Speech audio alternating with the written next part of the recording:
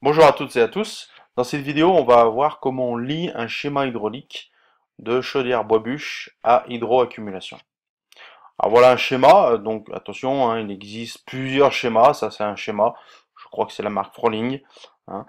Donc là on a une chaudière bois-bûche, donc qui va produire de l'eau chaude par la combustion, et cette eau chaude va l'envoyer soit vers les planchers chauffants ou radiateurs, hein, des zones, via des groupes hydrauliques qu'on voit ici en orange. Et tout ce qui n'est pas pris par les groupes hydrauliques, eh ben, ça va être envoyé à un ballon de stockage. Alors pourquoi on va prendre un ballon de stockage? L'objectif, c'est d'avoir une combustion optimale sur la chaudière. Et pour avoir une combustion optimale, il faut qu'on ait au maximum, qu'elle soit au maximum de sa puissance.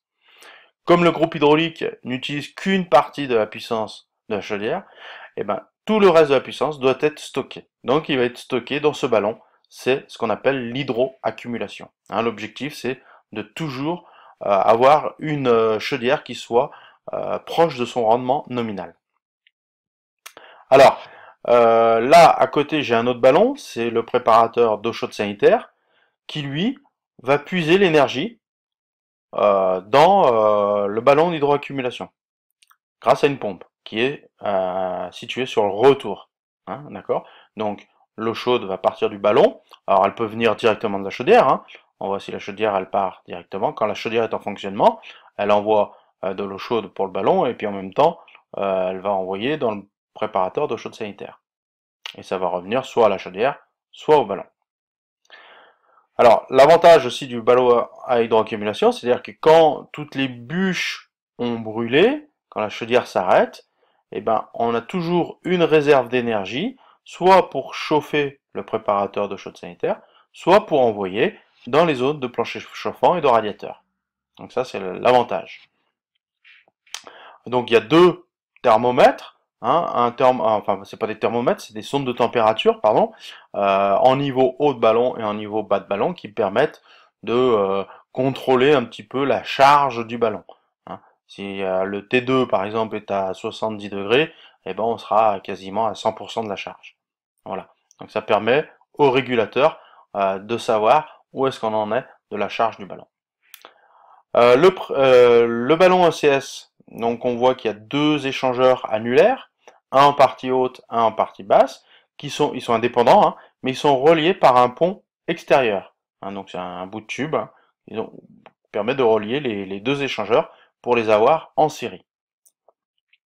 Alors ici on voit une résistance électrique qui va permettre de faire un appoint, l'été par exemple, si jamais je ne veux pas utiliser ma chaudière pour faire de l'eau chaude sanitaire, ben, je vais utiliser la résistance électrique pour chauffer le haut du ballon. Elle pourra chauffer que le haut du ballon et pas le bas.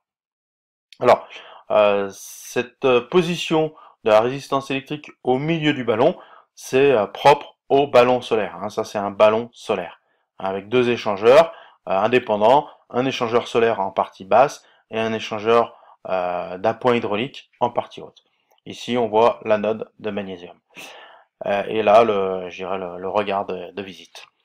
Et donc, la pompe qui permet de charger le ballon via l'hydroaccumulation, euh, en fait, elle est commandée par la régule qui, elle, mesure la température en bas de ballon. C'est T4 qui informe sur le taux de charge du ballon ECS. Hein. Donc T4, dès qu'elle va atteindre la température de consigne, mettons 60 degrés, eh ben, elle va couper la pompe. Hein, ça coupera la pompe. Voilà comment ça fonctionne au niveau de la chaude sanitaire. Ensuite, d'autres choses. Donc là, j'ai un vase d'expansion qui est entre la chaudière et le ballon à hydroaccumulation. Donc l'hydroaccumulation fait en sorte qu'on a souvent des vases d'expansion de grande capacité. Et ici, on a ce qu'on appelle un kit de recyclage avec une pompe à 1 et on a ici une vanne 3 voies, c'est une vanne thermique.